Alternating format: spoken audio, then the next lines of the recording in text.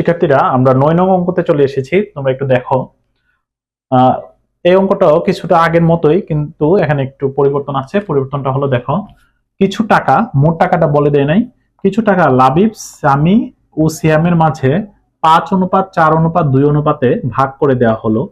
সিয়াম 180 টাকা পেলে লাবিব ও সামি কত টাকা পাবে? তোমরা দেখো, এখানে এক অনুপাতটা দেওয়া আছে, তিনজনে কোন অনুপাতে পাবে, আর হলো সিয়ামের টাকাটা শুধু দেওয়া আছে। তো সেক্ষেত্রে আমরা একটা টেকনিক অবলম্বন করব, যে সিয়ামের সাথে আমরা, এই যে দেখো, সিয়ামের সাথে লাবিবের অনুপাত লিখে লাবিবের টাকা বের করে ফেলবো, আবার সিয়ামের সাথে সামির টাকার অনুপাত লিখে সামির টাকা বের করে ফেলবো। একদম সহজ। তোমরা একটু দেখো, আমি করছি সমাধান। দেখো, যেহেতু আমি সিয়ামেরটা আমার কাছে আছে, তাহলে আমরা অনুপাতটা এমন ভাবে লিখবো যাতে সিয়াম মাস্ট ওখানে থাকে, কারণ একজনের টাকা জানা থাকলে আরেকজনেরটা বের করে ফেলা যায়। এখন দেখো, প্রথমত আমরা অনুপাতগুলো একটু লিখে নিব। লাবিব অনুপাত সামি অনুপাত সিয়াম ইকুয়াল টু 5:4:2। তো সেক্ষেত্রে এখন আমি কি করব, ধরো প্রথমে আমি লাবিবেরটা বের করবো, তাহলে লাবিবের সাথে সিয়ামেরটা লিখবো। লাবিব টাকা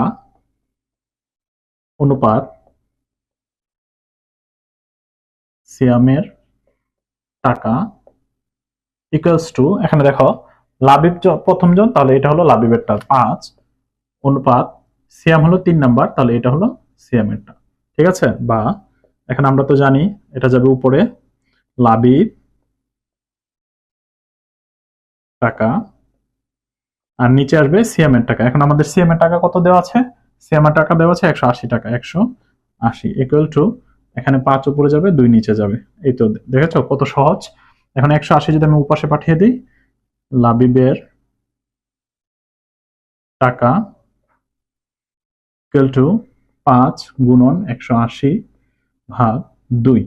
তাহলে আমি যদি 2 দিয়ে এটা কাটি, 90 ইকুয়াল টু 450 টাকা। আচ্ছা, এখন একইভাবে আমরা সামির টাকাটা বের করব। আবার সামির টাকা অনুপাত সিয়ামের